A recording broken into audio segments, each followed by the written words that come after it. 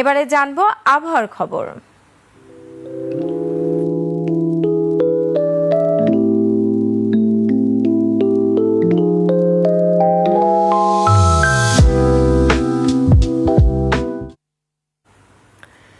দর্শক, আজকের আবহাওয়ার খবর জানাতে আমাদের সাথে এই মুহূর্তে আছেন আমাদের সহকর্মী ফারিয়া নাজনীন।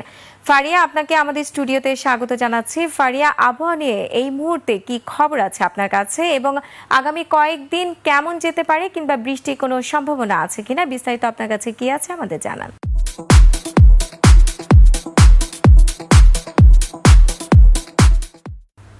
ধন্যবাদ রোমানা।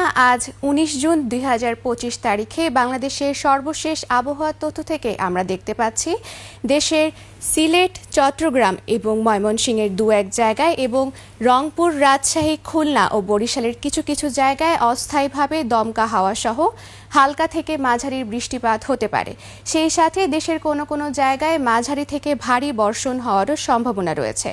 গত ২৪ ঘন্টায় ঢাকার সর্বোচ্চ তাপমাত্রা ছিল ৩০.৫ ডিগ্রি সেলসিয়াস এবং সর্বনিম্ন তাপমাত্রা ২৬.৪ ডিগ্রি সেলসিয়াস। সেই সাথে দেশের দিন এবং রাতের তাপমাত্রা প্রায় অপরিবর্তিত থাকতে পারে এবং আজ সকাল ৬টা অনুযায়ী ঢাকার বাতাসের আপেক্ষিক আর্দ্রতা নির্ণয় করা হয়েছে ৮৫%। দর্শক, এ ছিল আমাদের আজকের আবহাওয়ার তথ্য। ফিরে যাব রোমানার কাছে। রোমানা। ফারিয়া, আপনাকে ধন্যবাদ। দর্শক, আমাদের স্টুডিও থেকে আবহাওয়ার সবশেষ খবর জানাচ্ছিলেন আমাদের সহকর্মী ফারিয়া নাজনীন।